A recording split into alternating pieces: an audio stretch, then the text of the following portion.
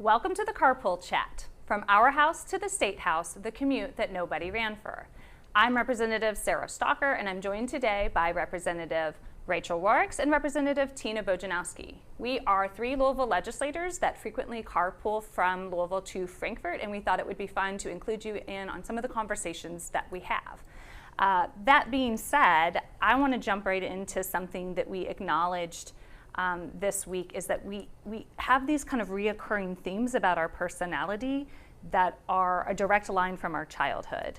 And I don't know what we were talking about, but I remember telling Rachel, you know, there was two incidents when I was younger, and it was about,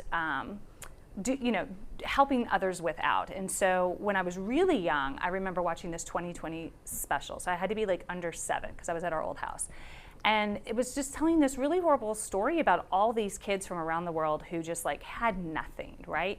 And then I remember at intermission, why was I watching 2020 at age 7? I don't know, but that's, or younger, who knows? But that's what the program was that was on. And I remember my mom asking, this was close to Christmas, and I remember her saying, so what do you want for Christmas this year? And I was so horrified by that question after seeing this whole like expose on these kids that I was just like, I don't want anything.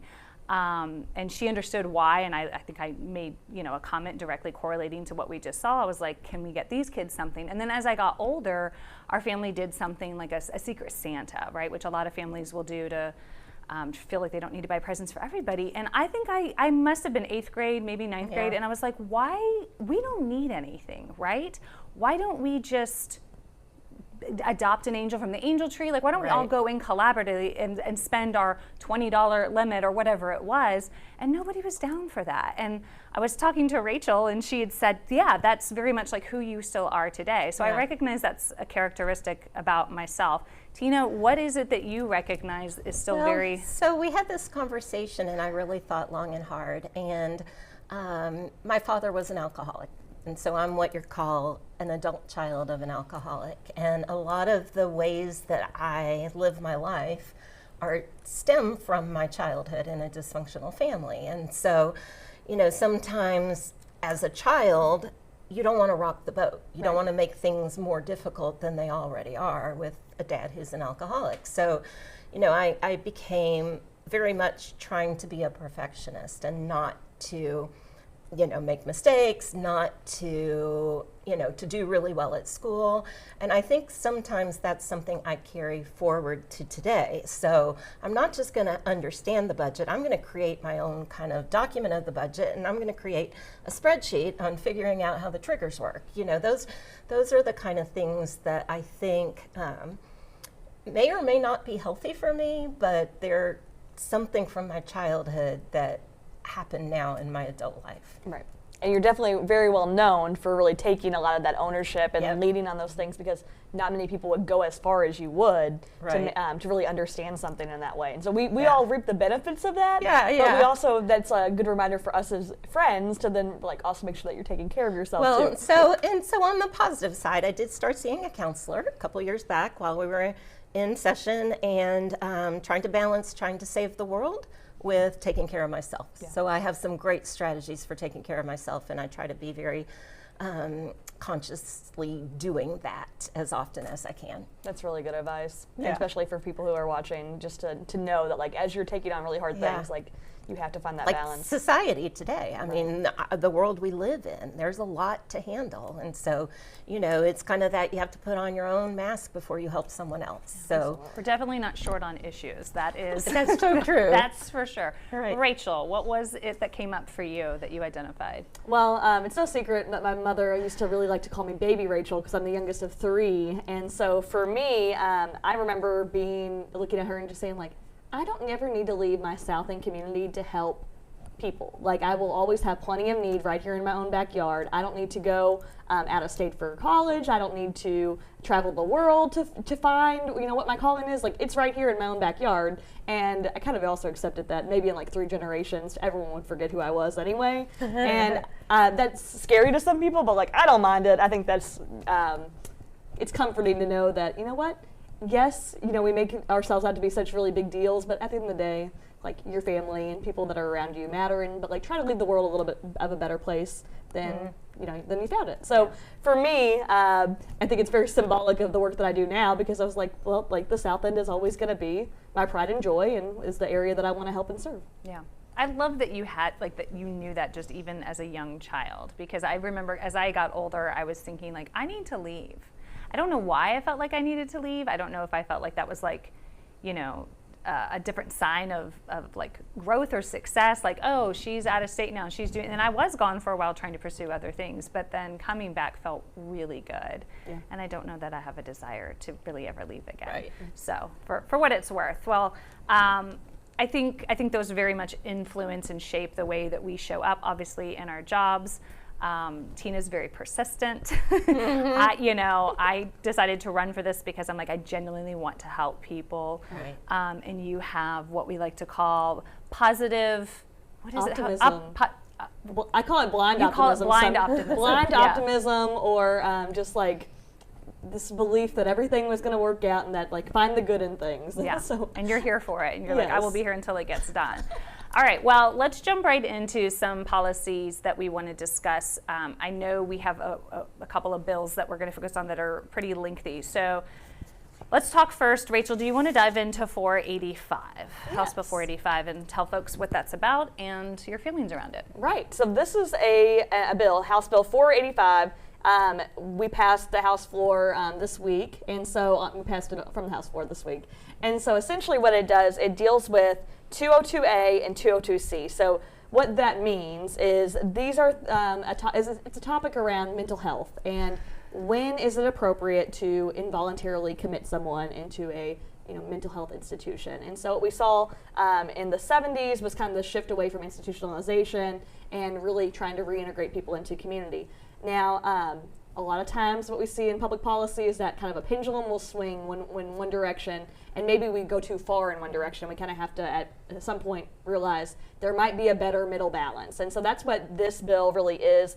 A lot of folks come to the table to talk about what is that balance between someone's autonomy and also making sure that they're getting checked on and being involved in a court process, and also getting help from a mental health institution. So 202A relates to involuntary commitment and adds some guardrails to it. And then 202C relates to violent crime. Somebody who might have been mentally incapacitated or incompetent in some way, and they commit a violent crime, they are violent. And so what we see a lot of times is like family members being like, hey, I can't control this person and they are becoming violent towards me. I want to help them, but they also have decision-making capacity to some extent, but they're making poor decisions with that in terms of self-harm and harming others. And so when it comes to that, we really do have to take that seriously. And so there was a lot of things and a lot of people falling through the cracks. And so this bill comes to address that, and again puts in more guardrails. So it's something that I actually had a constituent call me about in my first year to talk about the experience that she had with her daughter. And it was a subject that I was like, it's a really hard balance. People are starting to have conversations, and I hope that we can come to some type of resolution. So I'm looking forward to getting to follow up with her and saying, like, we're moving the needle, and I think what is the right direction. Was there any pushback against the bill? I don't believe so. I think it was, and that really, I think, was a testament to how many folks got involved. How the process really was done the right way. Yeah. And I think a lot of folks are going to benefit. I would dare to say that probably all 100 members just in the House alone probably know someone or know of someone who knows someone, right, who this would benefit. I know I took a communication from somebody who's not my constituent, but a close friend of our family, and they were asking for this type of advice, right? Had a grown child who was really struggling with mental health and being homeless, right? And it was just it's such a crisis for so many people, and you want to help that family member. But there's so many things to kind of juggle and balance at the same time. And I think that is another important note, is that a lot of these folks who experience this, they end up with mental illness, they end up on our streets, they end up homeless because their family has tried to get them help, but then they have denied it. And so a lot of times what I remind folks is, it's not compassion for us to leave someone with a severe medical issue like a colostomy bag, who actively needs medical attention, who refuses it, who is actively dying on the street, to not get them the care that they need and to make sure that they actually do get better. That's not compassion. And so to actually have a bill that is going to make sure that those folks that are in those situations are getting the help that they need is really important. And again, that's a balance. Those are really hard conversations, but it was really frustrating to watch a lot of folks languish and for them to almost be like their own worst enemy. Yeah. Yeah, I think this will do good things. I'm really curious to see how this plays out and affects families' lives. All right, let's jump to another really big bill that is not new in being out, but it's getting a lot of buzz since it's been out. So this is House Bill 500, which is known as our budget bill. And we were told at the beginning of this process when it was put out that this was a bare bones budget. And so we're still trying to learn exactly what that means and look to see what is not included and how those decisions will be made forward, moving forward. But one thing that was very clear to people is that there was a major change in the health insurance cap for state employees. So that would be individuals such as ourselves, our teachers, our bus drivers, people, anybody who works in all a state employees. So do you want to talk a little bit more about that, Tina? So the language in the bill says that, so health insurance across the nation is going up in price. And our state employee insurance really didn't get more expensive for us this year, even though the pricing went up. It was absorbed by the state.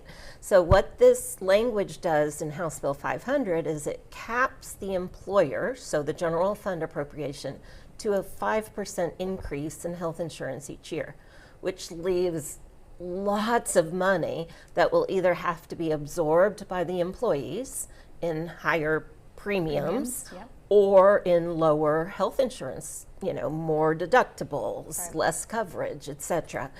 And this has really, I'd say, triggered, right? There have been hundreds upon hundreds of people who've emailed me from across the state with concerns. I spoke with one young teacher who said, if this happens, I'm going to have to quit my job and move back in with my parents. There are a lot of people who can't just absorb another $500 a month. And that was the range, right? It was going to... Well, the personnel department did give some estimates of how much more it would cost. So lots and lots of pushback about this. So points to remember are the budget bill was filed. It has not yet been heard in a committee. When it gets heard in a committee, it most definitely will have a committee substitute that will have more language, different language. There also were 4 shell bills filed yesterday, and we talked about shell bills last week, and these shell bills have budget language in their title. It's House Bill 672 through House Bill 675, and so it's even possible that they might put the budget language in a different bill altogether, because now House Bill 500 has such a negative public connotation. So I'll be tracking it, trying to watch, exactly what's going to, this is where the detail-oriented person is going to come in handy. Because as soon as we get that sub, I'll be going through all my numbers and looking for that language and then letting the public know either through my newsletter or through Facebook posts, know exactly where they are, at the next point. So what's concerning is, for a state employee, they really took it personally. As they should. They really took it personally. It's like, I'm willing to work for less money than I would in the private sector. And I know that I will have certain benefits that make that worth it. In addition to wanting to contribute to society, to be a part of the public process. So lots of worries. And so I'm not saying don't worry, but I am saying we are a long way from a final budget. And so just stay tuned and we will keep you updated. Yeah, absolutely. And this has never been done before, right, Rachel? Like we've never, to our knowledge, we have never put a cap in a budget bill that has said the employee, state of Kentucky, you can only pay up to this percentage. I haven't seen it, but I mean that doesn't mean it hasn't happened. But I don't think that health insurance has been such a crisis as it is today. Right. Yeah. So combine that with the federal changes in health insurance and potential Medicaid changes, we're going to have a lot of people really struggling when it comes to health. And we Right. don't want that to happen. Yeah. Right.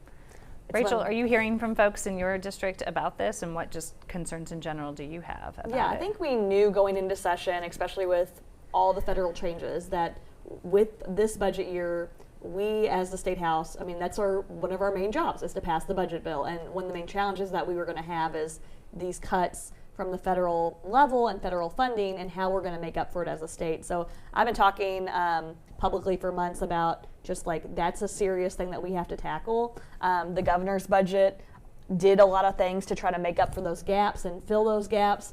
And so it's possible. It's just a question of, are we as the legislative body going to come to those same conclusions, or do we feel that we want to have cuts as a majority of members? Do we feel that that's the way? Which leads to the driving force would be how much can they spend and still give us the income tax cut that they want to make. Which probably needs to be explained just a little bit. So that Right. we always talk about, are we budgeting towards the income tax and meeting those triggers? One of you want to talk a little bit more about?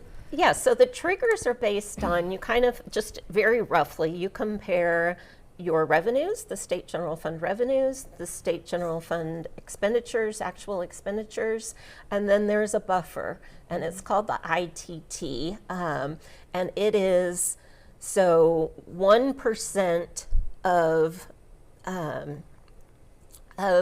the income tax, what a 1% reduction would be, you need to have that buffer between your expenses and your revenues.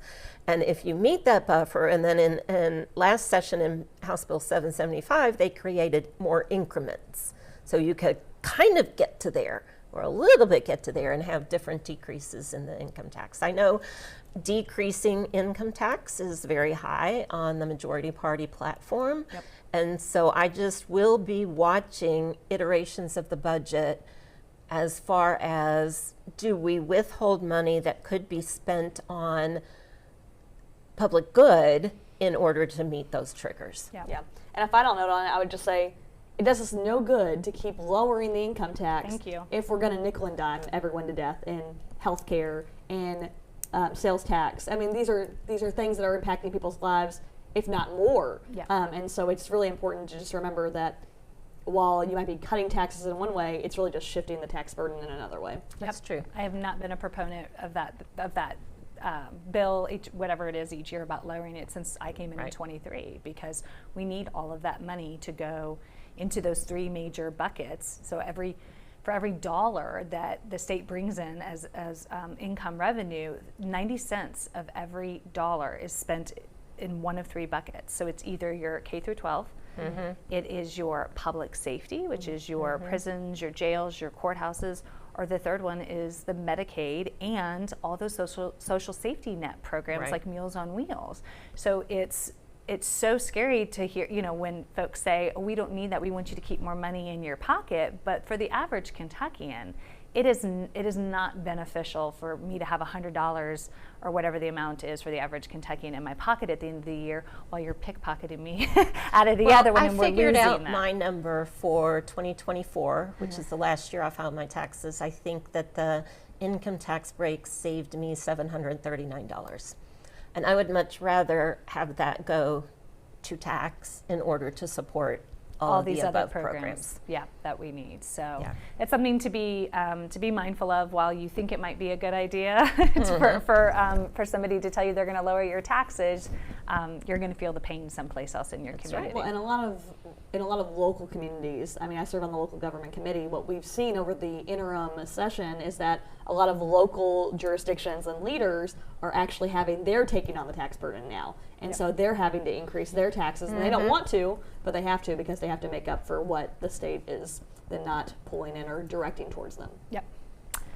So more to come on that. But before we wrap, let me do a callback from last week. We talked briefly about how we feel about Valentine's Day. And I said, I'm not a fan of it, but the one thing that I do enjoy is discounted candy. So I don't know which ones you might like. I think you would like peanut those. butter. But, Thank you, so Sarah. I wanted to make sure that you each got a little, Candy, I still love you, even though I gave it to you after Valentine's Day. But you know, $1.80 a bag feels so much better. It than does. like the $7.99 that it was. It really does. Thanks for watching. We hope you enjoyed the conversation this week. And remember, Kentucky's motto is "United we stand." And Tina, Divided we fall. that's right. Tune in next week. Thanks. Today's episode was brought to you by What Would Joshua Do? When you get down and don't know what to do, just ask yourself, what would Joshua Watkins do? Would he guasha in the car? I think he would, and I think that's okay. See you next time.